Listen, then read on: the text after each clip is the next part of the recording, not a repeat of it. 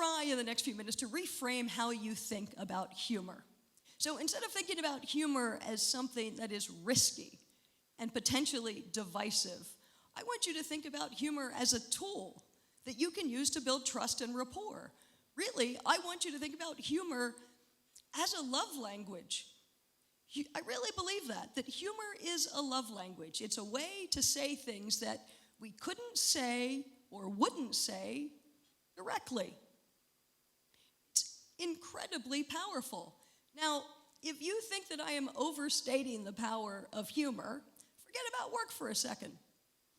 Think about what you look for in a partner or a spouse.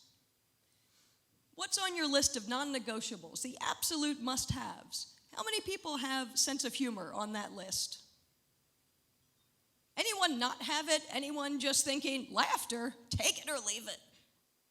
We all have it on our list. And we have it because laughter is emotional connection. When someone makes us laugh or smile, we feel seen and heard and understood. And I'm guessing that's how you want the people you do business with to feel.